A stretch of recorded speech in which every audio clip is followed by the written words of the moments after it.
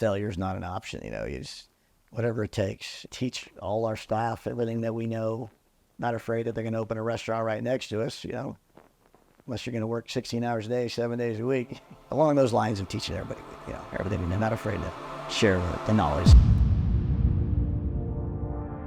I honestly feel like if you got your ass kicked when you're a kid, This shit's easy. in a positive way, like with kids that are better, not beating you up physically, but in a sport or in something that's, those kids were just way more disciplined. They started earlier than you. They had better, you know what I mean. So it's just put A lot more diversity. Yeah. You have, yeah. You have kids? You have kids? I do. Yeah. 2 boys and a girl. Yeah. How old are they? 30, 28, 22. Grandson's 5. That's a good intro, because it kind of sets up this whole podcast, just talking about ground zero. Oh yeah. Well, if you guys are just joining us, welcome to the Owner to Owner podcast with Mano Nguyen and Nick Pareca, where we get the privilege to interview local entrepreneurs, disruptors, innovators. And today we have Kaipo Sheen, and he is he's a owner of many businesses. And yeah, let's welcome Kaipo to the show today. Welcome, Kaipo. Thank you very much, sir. Yeah, it's Pleasure being here. Yeah, tell the audience about you and where you're from. Oh yeah, born and raised here. Yeah. Oahu? Nanakuli, yeah. Grew up Chemo Road. Chemo Road. Shout out to Chemo Road. Went to Nanakuli Elementary School. Graduated from Waianae. Yeah. Respect. Oh yeah, it was great. Growing up a little white boy on the west side. And your ethnic background? Grandmother's full-blooded Hawaiian. Yeah. Dad was in the military. Yeah. I had a chance to meet your dad. Yeah. And that's Navy. And he retired Navy. Both of you guys are retired Navy, right? Navy, yeah. Thanks for your service. Yeah, thank you for yours. Your dad, thank you, man. Your dad has a very interesting story too. He's one of the very few tugboat captains throughout Hawaii. Yeah, he was actually, so he retired from the Navy. He was quartermaster on nuke subs here at Pearl Harbor. And he was the first one that Hawaii Tug and Barge let in that wasn't Hawaiian. My grandmother had to go down and get him the job. But he learned a lot of the being a boatswain's mate and all the Navy stuff. Yeah. Transfer those skills over. You got it, yeah. So yeah, just recently retired, 33 years with Young Brothers. Really? Yeah. Oh, so he was driving tugboats through Young Brothers. Mm-hmm. Yeah, started with Hawaii Tug and Barge. They transferred over to Young Brothers. So he was doing all the inter-island shipping. Who were some of the do you know all the Young Brothers competitors, like Matson? Yeah, well, they're not really competitors because, Young Brothers pretty much just did the inter-island. Okay. Yeah. Now. And then Matson. So Matson and Pasha, those guys would bring all the big stuff over, distribute it here, and then Young Brothers would take it to the outer islands. Oh, so Young Brothers has the market pretty much throughout Hawaii. You got it, yeah. With distribution and stuff. Distribution. Yeah. Good to know. So you are you and your family are the owners of Menehune Coffee? Yes. On the Big Island? Yeah, Menehune Coffee. That was our first retail, yeah. Tell us why the need to diversify on Oahu and all your ventures. Yeah. This is exciting. Yeah. It's been great, third generation coffee farm. Graduated from high school, military for a while. Came back home in 2005 after Mom passed unexpectedly, and kind of took over the farm that she had going on that Grandma had passed down. And she had a small label called Maka Pueo, which means the eye of the owl. And she was doing it. She retired from Waihata accountant, and that was what she was doing in her retirement years, was just a hobby to keep her busy, friends and family, on markets here and there. She had 4 acres of coffee on the 8-acre farm in Captain Cook, South Kona. It started on Kona. It's Big Island. Yeah. Okay. Right. Yep. So I came back to that, in my military background, I didn't have much to do. Kona's 25 years behind the rest of the world. So I needed something to do. So we just started processing coffee off of that first 4 acres, and went ahead and created the new company, Macapueo LLC. And we started doing that in '05, and grew from 4 acres to just over 300. Okay, let me slow you down a little bit. That's awfully fast. How do you first start off with the first, I don't know, few hundred cups of coffee? How do you Yeah. you have a coffee? How does that start? Yeah. And whose idea was it? Is your parents or yours? It was my idea. I needed something to do. Otherwise, I was going to have to move over here because there wasn't not a lot of trade in Kona as far as my background. So, Who taught you? self-taught.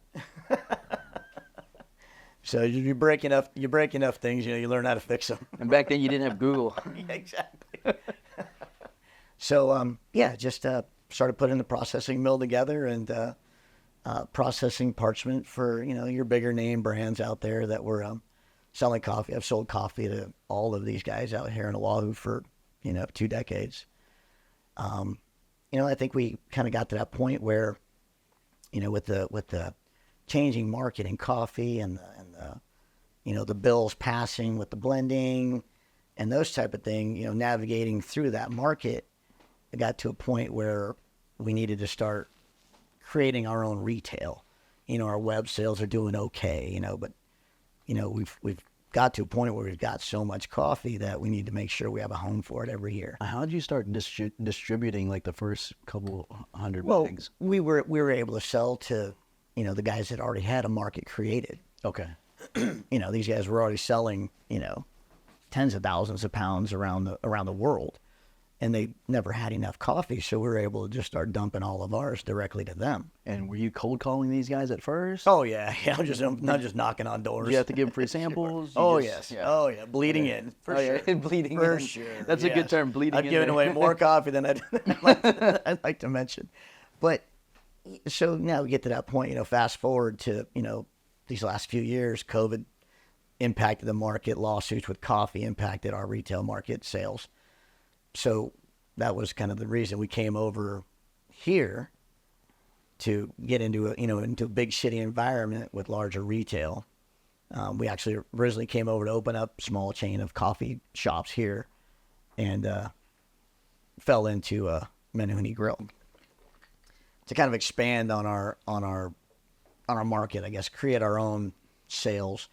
We've always relied on being able to sell to other, basically, processors that had a market established, which, in hindsight's, probably not that smart, because it takes that customer to say, no, we're not going to buy your coffee anymore, and now you're back to square one.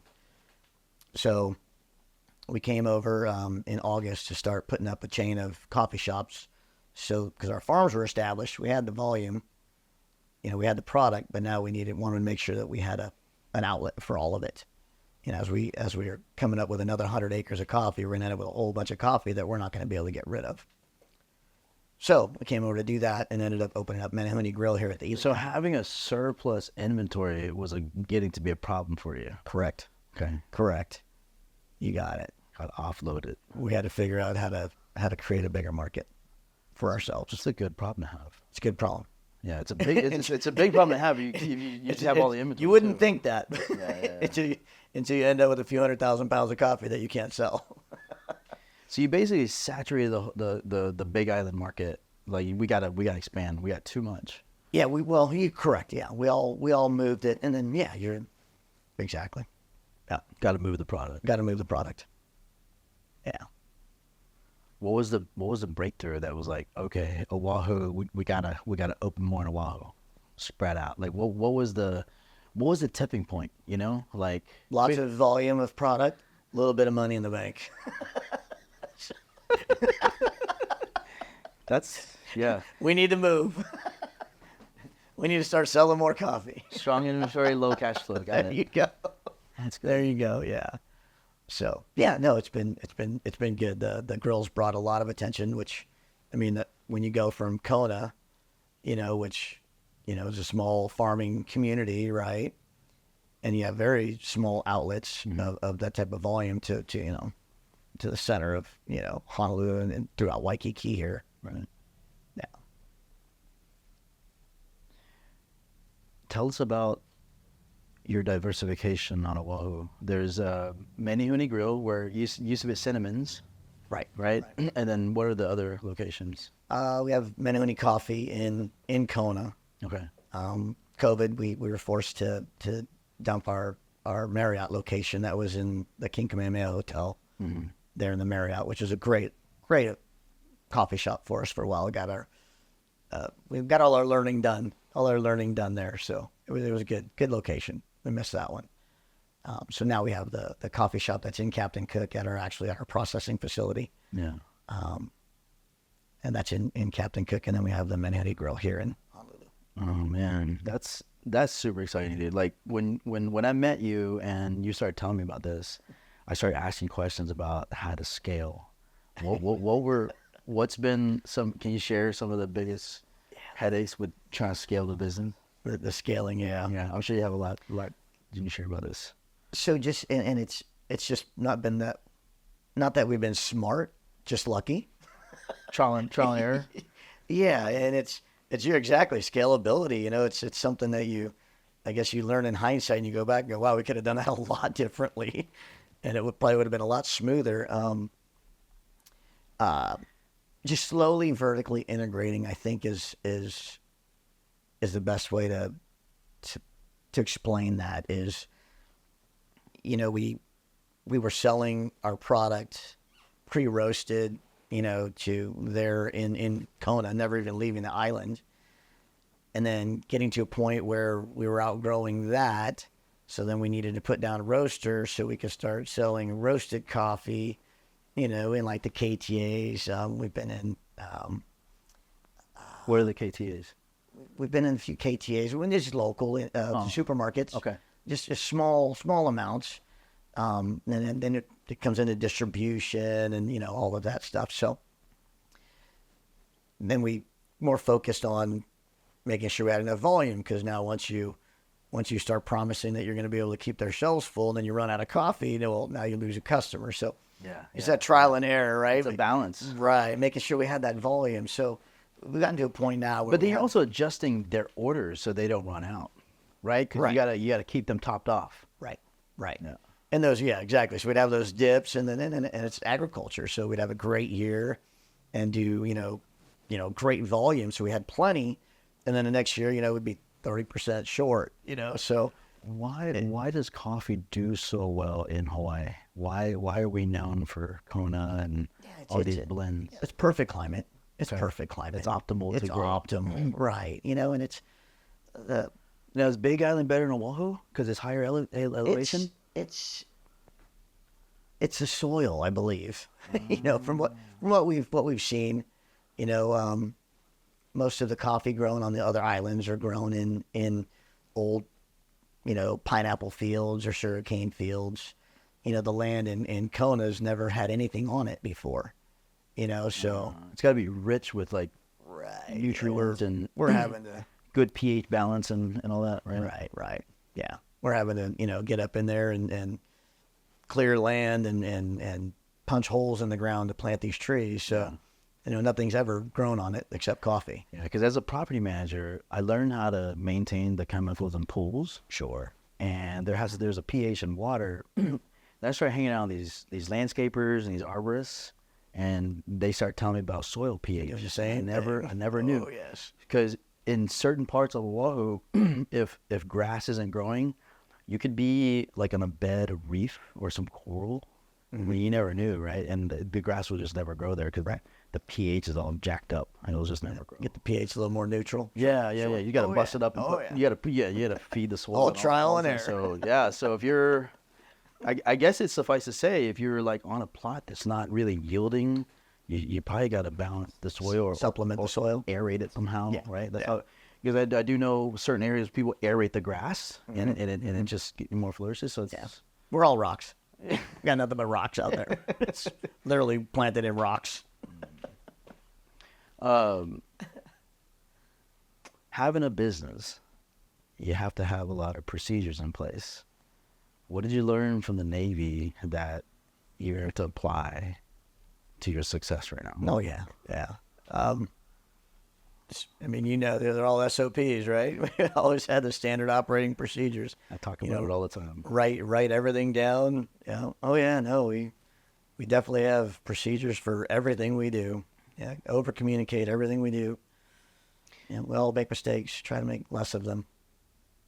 And is that why are they important? And then when you didn't have it in your business, what happened?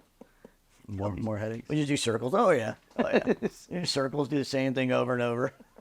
Wonder why you're doing it. That gets a little frustrating. Oh yeah. Oh yeah.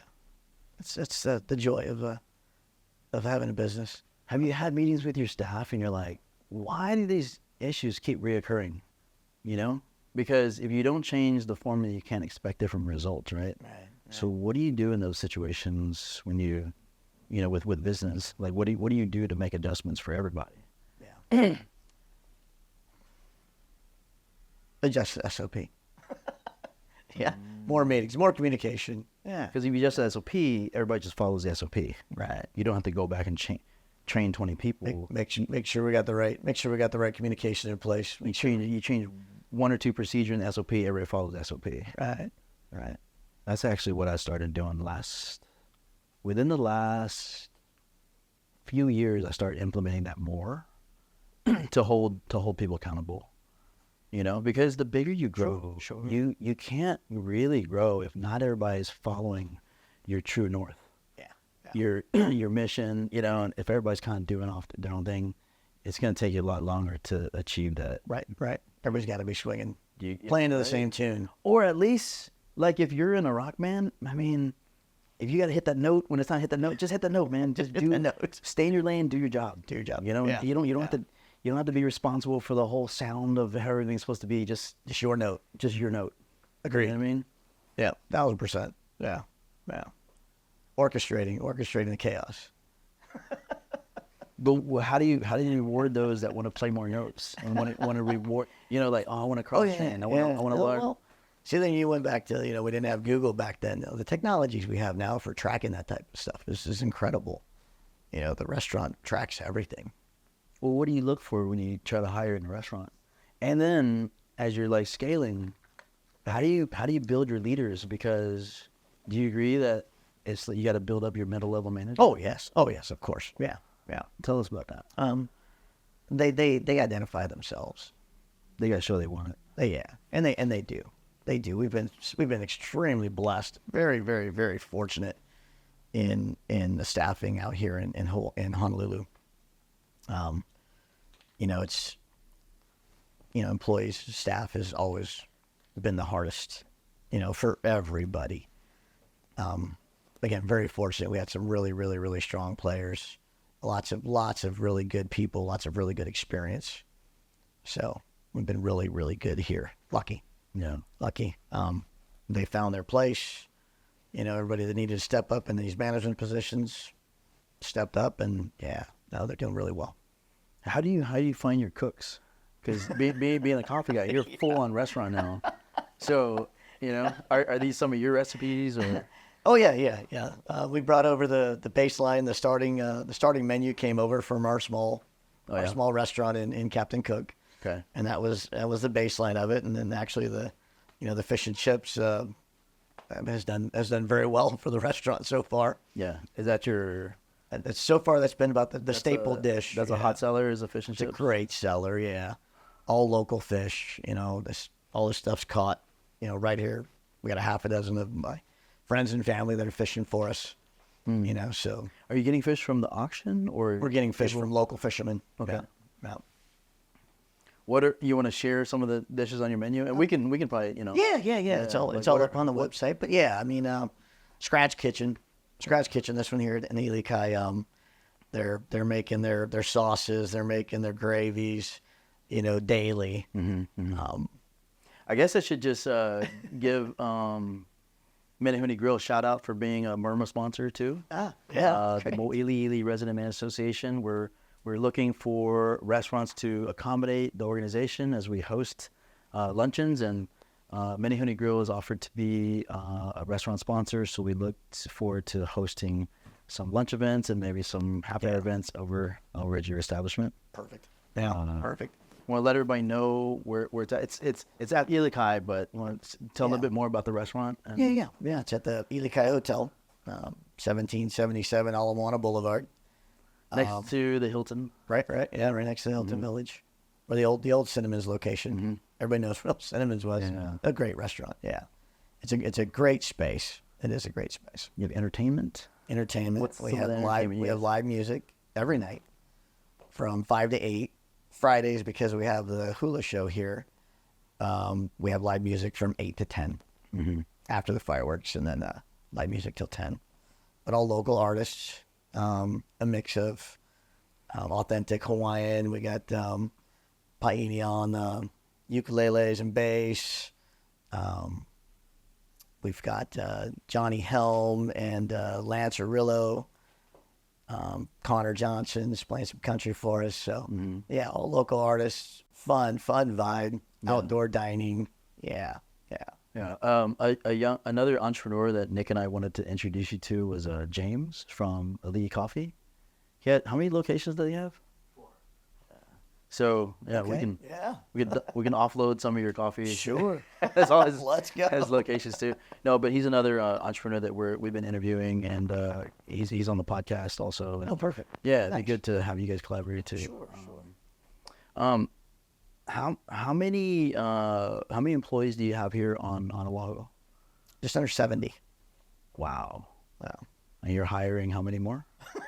Because you're about to expand. You're about to hire another 30. We'll see. Yeah. Yeah. Hopefully. Yeah. Now, everything's looking real good. So I think at some point we'll probably end up around that area. Yeah. What I like to talk to the entrepreneurs on this show about is mentorship, and who mentored you, and how important is it for you to mentor others to grow your business? Yeah. Gosh, I don't know. Mentors, so many. The military was definitely a lifesaver for me, I'm sure. Great people, not afraid to share their knowledge, and I'm the same way. I'll teach everybody everything I know. Did you have a petty officer that wouldn't give up on you? Yeah, huh? Pretty much, right? Yeah, I had a couple that didn't give up on me too. So shout out to those chiefs. That's right. Yes, bless their heart. Yeah. It's just I think coming up with in that environment was whatever it takes. It was that mentality of there's no choice. Failure's not an option. You just doesn't matter. We had in the time clocks, right? It's not like you clocked in and clocked out. So it's pretty much been my whole life. Never looked at a clock. So that's kind of the way I run everything that we do is whatever it takes. We'll dig in and teach all our staff everything that we know. Not afraid that they're going to open a restaurant right next to us, unless you're going to work 16 hours a day, 7 days a week, So, yeah, it's along those lines of teaching everybody, everything we know, not afraid to share the knowledge that we have. You said earlier about failing forward. Can you share us a time when you couldn't fall forward and you wanted to quit, but you didn't? Oh, gosh. It happens so often. Because I think for, what I think a lot of people resonate with on this podcast is like to hear the pain points of a business. Sure. Because like social media always posts the wins. Right. Social media and, people, you want to show people what you want them to see, but you don't show them the pain, Sure, the agony that you experience, because you don't want to ever air your dirty laundry, right? But could you? Oh yeah. Can you touch on that a little bit? Yeah, no. There's been many. An example I use a lot. It was a Thanksgiving evening, right in the middle of production, and I think it ended. Well, it was a Thursday, so then everything shut down Friday, Saturday, Sunday, And coffee, raw coffee, unless you process it, within a day, it's not going to go through your machines very well. You're going to damage it. Quality's already no good. And we were processing hundreds of bags a day. This is probably back in, 2012, maybe 13. I probably had 30 or 40,000 pounds of coffee that needed to get processed, and our machines, our processing equipment, I think we ripped a belt or something off, and it was 2:00 in the morning. We still got 6 hours of processing to do before this, this product's going to be safe and processed. And we ended up, nowhere else could we get a belt. There were no belts around. All the spares, we must have ripped through those. We ended up pulling a belt off of one of the trucks and welding a pulley up on this thing. Finally got it up and going and finished processing later that morning. Wow. But just one of those things. You had right? to invent something. Right. You just, whatever it takes, right? And there's been many of But those. you were like borderline, like, Oh, yeah. You're like, just sitting I'm there fucking going, done. God, please. in the middle of the night. Well, you know what? Honestly, that's what it takes. You probably prove to yourself that you got what it takes too. It's or that you can at least look at yourself in the mirror and like, that's a madman. yeah. Let's not do that again. Yeah. More spares. No, yeah. Sure, more belts, more spare belts hanging around. Whatever it takes. Lots of long days, lots of long nights. Oh yeah. You know, those are the stories you have the privilege to share, though. Lots of sacrifices. Yeah, for yeah, sure. yeah. For sure. Anybody had it easy doesn't get that story. Yeah. Oh, if it's easy, everybody would do it. Sure. Yeah. Oh yeah. Lots of sacrifices. We've done a lot. It's been good though. We meet a lot of great people on the way. Lots of good disruptors. Lots of neat people. Yeah. Yeah. Yeah. Can you talk a little bit more about the fishing industry locally? Yeah. Yeah. Just kind of your feelings. I'll leave it to you, Mano, to kind of prompt it. Yeah, well, I mean, the limited knowledge I have on deep sea fishing here is long line, and like for your fish, like are you particular about what kind of fishermen you get it from? Do you get it from the auction, or do you Oh, yeah. just Yeah. trust local guys that will sell you marlin? Yeah, these are all my family. My family's all out here fishing. They run charter boats, and are retired in fishing. My dad's one of our sources of our fish. Mm-hmm. So we're they're out there fishing for us and bringing us in that fish daily. So Yeah. our fish is fresh from local guys out here fishing. So it's mostly you're getting like kajiki, marlin. Yeah, we're getting marlin, ono, mai. Nice. Yeah. I love We're marlin. getting it here. And, yeah. Oh yeah. Yeah, lots of fresh fish. What's your feeling about, are you getting it from the law letters at the auction, or do you get it from local guys? Local guys first. Local first. That's been our motto from day one. We've had the opportunity to build where we are able to give back to the local community a lot more. So we're going to pick the small guys first. That's what we've always been. And a lot of opportunities have opened up for us because somebody had done that for us in the past. So yeah, if we can buy from the smaller guys first, we do. Yeah. And then the beef, is that locally sourced or? Everything that we can get locally sourced, we do. Because I know they have some cattle farms on. We have a lot of trouble with beef. Yeah. That's a real tough one. Yeah. There was a couple of restaurants here. There was a couple of butcheries, but they closed down. They're trying to just source local meat, but again, that's all. It's really tough. It's tough. Yeah. Why is that tough? Just because? Is it the laws? I think the laws get in the way. Yeah. Yeah. I think that's. Is this type of regulation good? Should it change? I think Because if I hear a lot of farmers, even on the mainland, trying just grow and sell their own food, but there's like tons of regulations that's like kind of. I think if Hawaii wants to be a little more self-sustainable, then they need to revisit some of those. It's a bigger conversation. It's a bigger conversation. That'll be for the next pod. We'll bring some farmers on here. We could talk about that for a long time. Before I forget, because I know that. Can you talk a little bit about ag land and the ownership, the difference on Big Island versus Oahu? Because I was actually looking at some ag land on North Shore here. Peter Savio's company was selling some plots. Okay. And they were kind of turning them into like farmer condos where you can have like a plot and then you can build like a 500 square foot house on it, something like that. Gotcha. There was like some restrictions that they're trying to do, but how are the plots different on Big Island versus Oahu?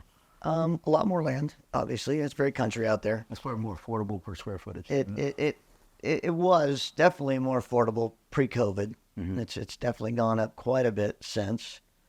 Most of it's leasehold, so it's Kamehameha School's leasehold land. They've been kind enough to lease them out for farming. So yeah, you can lease a piece of property from them for a set amount of years, 20, 25 years. Does Kamehameha Schools own a lot of the ag land yes. on the Big Island? Yes. Do they really? They own a ton. That's how they fund their school. A ton. Wow. Yes. Third largest landholder in the state. Yeah. Yeah. And they've been, it's nice, that they've allowed, leasing of their properties. And, you can, if you got I think it's over 3 acres, you're able to build a home on it, and as long as you're farming the land responsibly and actually generating, a product, they're fine to continue and release. Yeah. And it was affordable to get started that way.